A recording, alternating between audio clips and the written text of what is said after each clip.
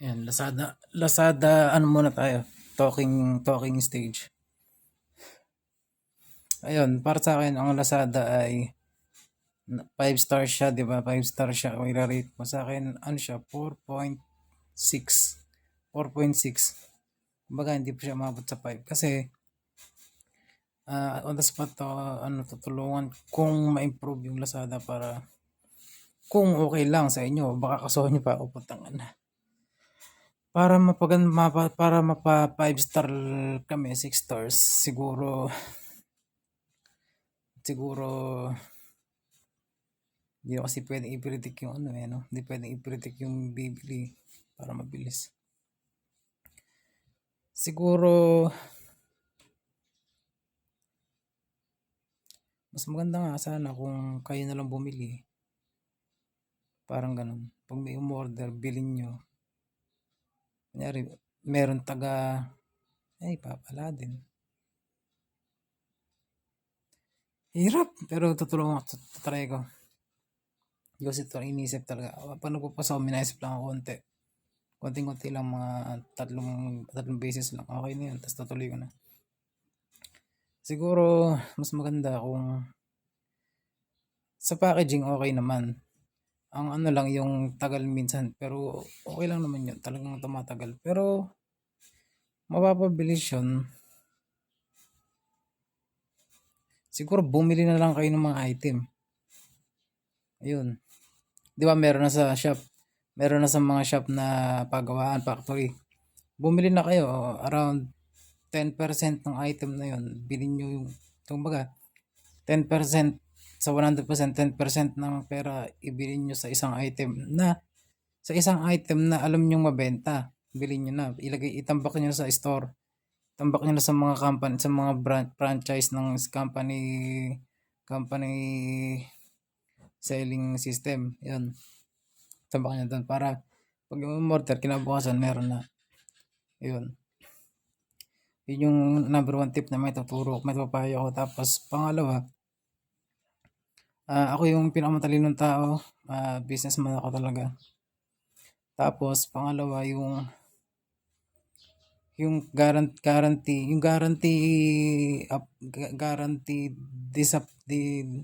ano yung guarantee disapproval sa akin, improvement sa akin.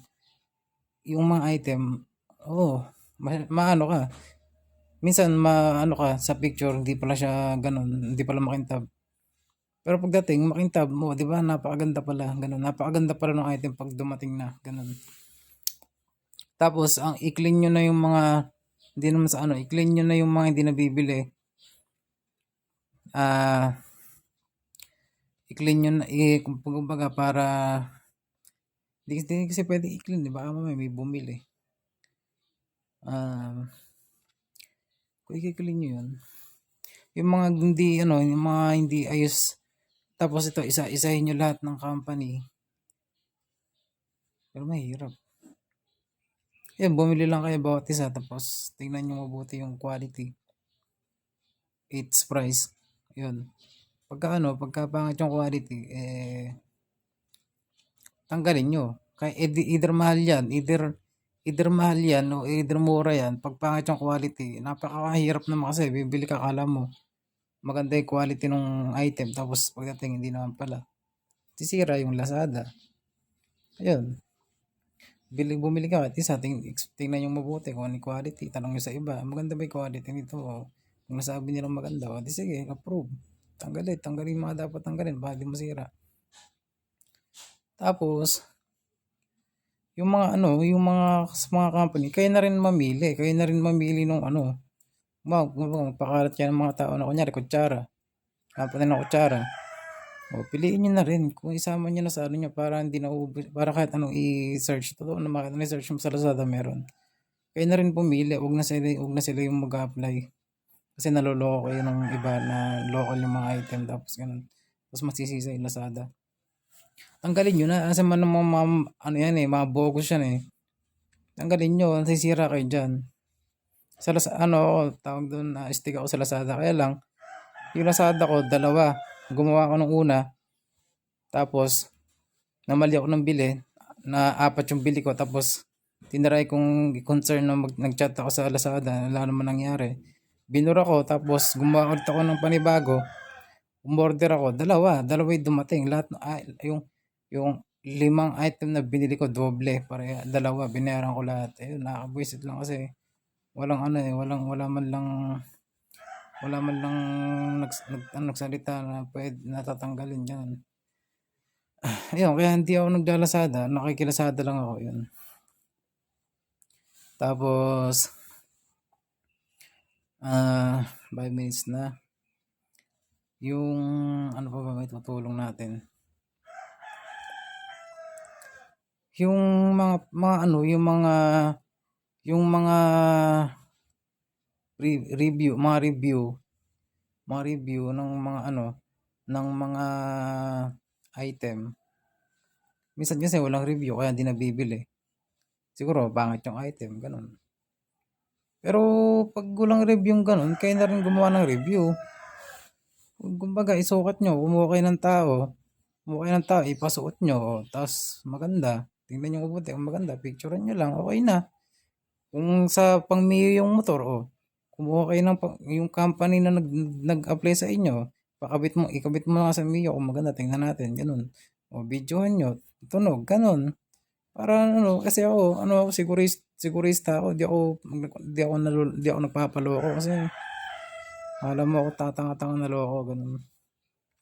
At meron pang may nangyayari pa sa akin na sa account ko na yung singseng, sa Lazada din yun. Paano nangyari?